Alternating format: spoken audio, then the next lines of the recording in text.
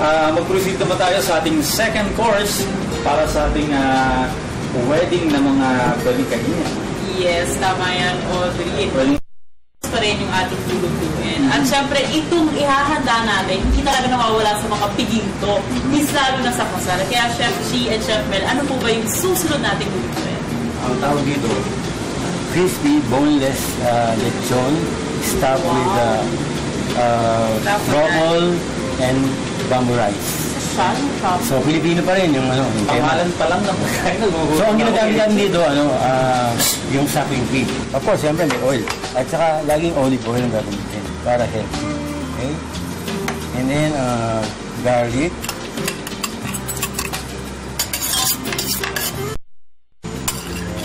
And then, onion.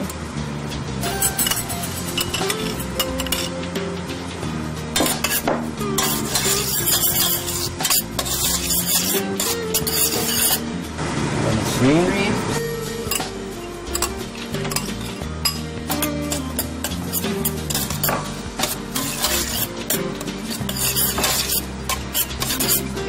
Chef, diba? Halo-halo. Oh, halo lang. Oh. May chicken.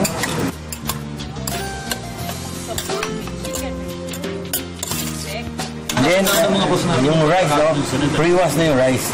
Rice? Mas magandang gawin yung jasmine rice. Jasmine. Paano ba?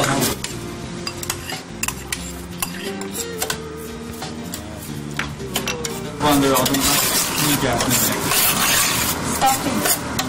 Stuffing at Stuffing to. Then, of course, lagyan natin ng mushroom. ito yung magpapasarap. Ayan. Lahat. And then, of course, yung ating truffle essence. Wow. Ay, wow. Bongga. Talagang generous amount of truffle oil. Kasi medyo expensive yan. Yung ibang ang restaurant, patak-patak lang yun. Pepper. Then, salt. Tsaka yung stock. Yung stock natin, special din siya, no? So, ito yung mga prawn head, mga shell ng mga prawns, and chicken stock. Ito combine.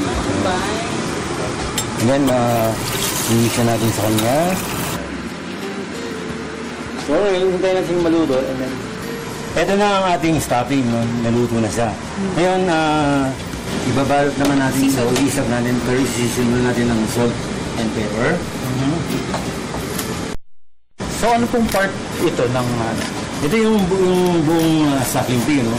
So, tinanggal natin yung paa, yung ulo, yung buntot, and then yung bones. Tapos, hinati natin siya. So, bali dalawa siya. So, dalawang yung isang buo, gawin natin dalawa. Ilalagay na natin yung stuffing. sa mga boss po natin na nanonood niyan? Watch carefully. Yes, and uso na to ngayon yung lechon na rolled. Oo. Ito nga yung bagong trend ngayon ng mga lechon. May stuffing. Madali pang kainin.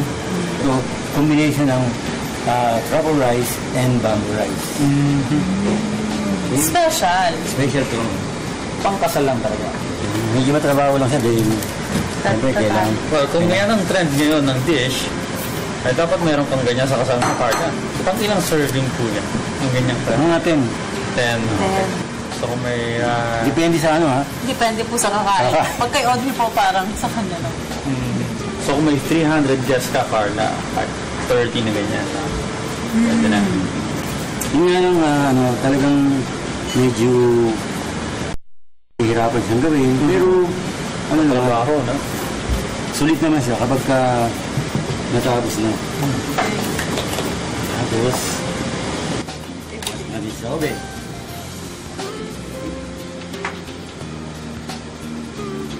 Okay, so for sidings naman ang ating ihanda ngayon, Chef. Tama po ba? Yeah. Ang natin, yung pinaka-sidings natin, yung mustard green na ang tawagin sa Pilipinas yung mustasa. So, isasatay lang natin sa onion, yung ating mustard green, Then ang sauce natin, homemade na ano, na liver sauce. Kasama sa side dish natin yung tawagin namin fruta de mostarda. Ito yung mga dried fruits na parang i-stick. So, ito na siya. Okay, ayan. Tignan nyo naman ang itsura. Lechon na lechon pa rin. Parang crispy pa rin yung kanyang ibabaw. And again, lalagyan na ni Chef yung ating sidings. Talaga na ito yung ipepresent mo sa iyong wedding card. May magre-reklamo pa ba? Oo. Meron pa bang uwi ng hindi busog or hindi nag-enjoy sa kanyang ganayan? Rinig mo, Audrey. Napaka-crispy.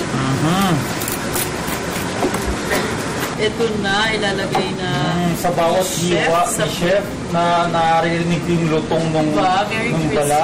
Lechon na lechon. Ito na yung ating lechon stuffing. Okay, Carla, may idea ka na sa wedding mo kung sakaling ikakasal ka. Sino ba namang bisita ang hindi magugustuhan yung ganitong presentation? Ganyan kasarap. Tapos meron pa tayo. Wow.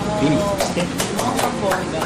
Ayan, syempre, after appetizer, main course, pumunta naman tayo sa dessert. Mamaya tuturuan ulit tayo nila chef ng dessert. At ito yung mga dessert na pwede natin ihanda sa ating mga bisita on your wedding day. Lahat ng yan sa pagbabalik ng Good Morning Boss.